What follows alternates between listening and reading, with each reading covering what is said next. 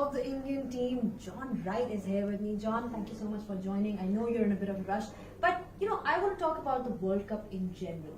You've coached a side that's played in a World Cup. Mickey Arthur must be watching the team. There might be an upset on the cards over here as well. What do you tell your team in adversity? How do you lift yourself?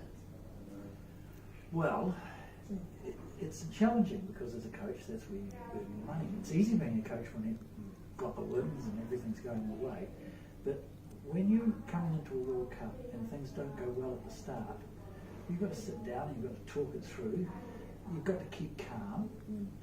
You've got to keep the belief that you still can do well in this tournament. I had the experience of going to the 2003 World Cup with a great Indian side. We had a tough tour of New Zealand. We came to the World Cup warm-up. We actually lost to Natal B, and the reaction in India was not favourable.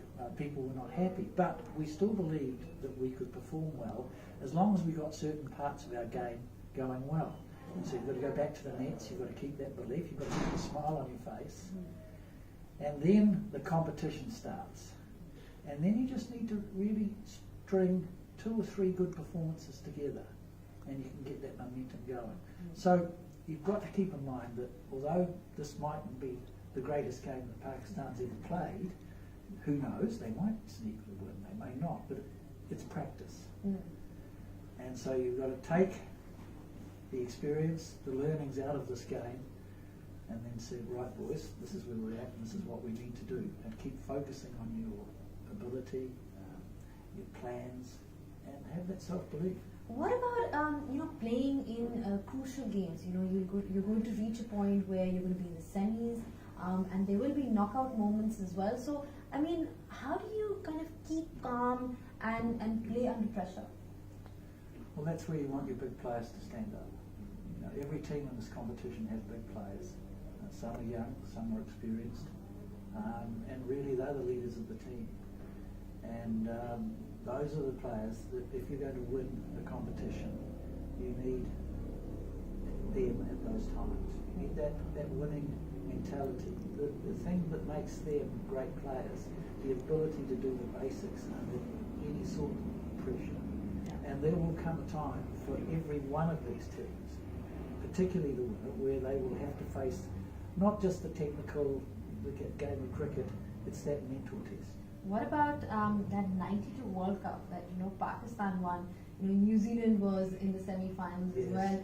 You must have experienced that, and we had somebody like Inzamam-ul-Haq. You were talking about having such players come through at the right time. We had Inzamam for Pakistan do that. I mean, what memories do you have from that? Not great ones because you lost the semi-finals, but just your experience in general of reaching the semi-finals and how it was like to be playing in a tournament like the World Cup.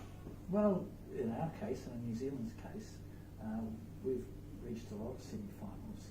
Last year, the last time in the tournament, New Zealand reached the final. That's your mentality going into this tournament, and it's changed the format, is that really you want to be in those 4 teams. That's the first step, that's base camp. That's where you want to get to. So you've got to take it one game at a time. You've got to respect every opposition, whether you're favourites or underdogs or whatever. And the games that can trip you up are where you are the absolute favourites to win that game and you take them lightly.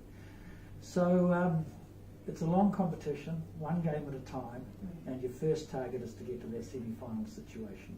Parting thoughts, your top 3 semi-finalists, and if you had to pick a dark horse, who would that be? Everyone will ask that question. I think that England are very strong. Their form indicates that.